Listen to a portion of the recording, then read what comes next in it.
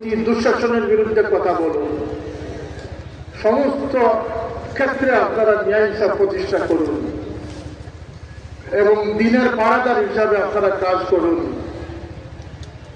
আজকে যে চক্রান্তের অশনি সংকেত আমাদের সামনে আসতেছে, যে দেশের সার্টিফিকেট থাকবে কিন্তু বিজ্ঞান থাকবে না, জ্ঞানী থাকবে না। এদেশের সার্টিফিকেট থাকবে কিন্তু দেশপ্রেমিক থাকবে না। লাখো মানুষের রক্তের বিনিময়ে, প্রাণের বিনিময়ে স্বাধীন এই দেশ, মাহবুদের ইজ্জতের বিনিময়ে স্বাধীন এই দেশ। এদেশের জাতি গঠনে যা যা করা প্রয়োজন, যে শিক্ষা ব্যবস্থার প্রয়োজন, সেই শিক্ষাই আমরা কামনা করতেছি। তো আপনাদের খেদমতে গুজারিশ, এই বিজয় আমাদের শেষ নয়, এই বিজয়কে আমরা বাস্তবে প্রতিফলন ঘটাতে হবে। আমাদের আন্দোলনকে অব্যাহতভাবে চালিয়ে যেতে হবে, দুঃখী মানুষের পাশে দাঁড়াতে হবে। হযরত বড় সাহেবের আজকেও তিনি আজকের এই ইসালে সব মাহফিল উপলক্ষে তিনি 7-8 লক্ষ টাকার সামগ্রী এবং বিভিন্ন ত্রাণ সামগ্রী তিনি দিয়েছেন, যাতে হযরত সাইফুল্লাহ রহমতুল্লাহ আলাইহির খবরে আল্লাহ এই সওয়াব নিয়ে পৌঁছে। তার যে মানব সেবার যে উদাহরণ, সেই দৃষ্টান্ত আমাদের প্রত্যেকটি অঞ্চলে আমরা স্থাপন করতে হবে।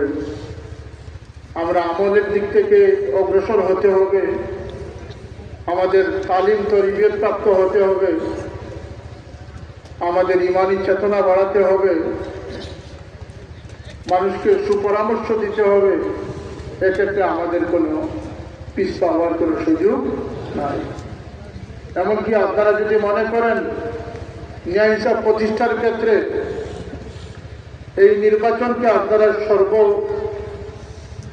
একমাত্র এজেন্ডা হিসাবে আপনারা দেখবেন না, আজকের পুরা মহফিলের মধ্যে নির্বাচনের প্রসঙ্গ যেভাবে মাত্র 10-15 মিনিট স্থান পেয়েছে, আপনাদের জীবনের একটা ন্যূনতম অংশ হবে নির্বাচন রাজনীতি।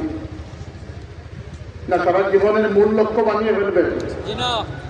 এই কথাটি আমি আপনাদেরকে বলতে চাই যে আঞ্জুমান আল ইসলাম, কালামি ইসলামিয়া, সাইফুল্লাহর এই বাগান কোন রাজনৈতিক সংগঠন নয়। রাজনীতি হচ্ছে আমাদের জীবন চলার একটি পন্থা, আমাদের সময় বিশেষের একটা সিদ্ধান্ত, ভালো মানুষকে মানুষের জন্য সেবক হিসাবে, সেবাকারী হিসাবে প্রতিষ্ঠিত করার একটি প্রয়াস। এটি আমাদের জীবনের মূল লক্ষ্য নয়। এ বিষয়ে আপনারা সতর্ক থাকবেন। যদি কোনো নির্বাচনে কোনো ভালো মানুষ কথা আপনি দেওয়ার মতো হিম্মত হয়, সুযোগ হয়, তাহলে আপনাদের জন্য আঞ্জুমান আল ইসলামের পক্ষ থেকে সেই অনুমতি তখন দেওয়া হবে। আপনারা কি রাজনীতি করবেন? ইনশাআল্লাহ রাজনীতি করবেন না আমাদের দায়িত্ব, ইমানি দায়িত্ব আমরা আঞ্জাম দেব, সেই লক্ষ্যে আপনারা এগিয়ে যাবেন। হ্যাঁ, যদি রাজনৈতিক সিদ্ধান্ত আসে সেই সময় সিদ্ধান্ত বাস্তবায়ন করবেন। সেই সময় রাজি আছেন আপনারা? এই আমাদের মূল কথা।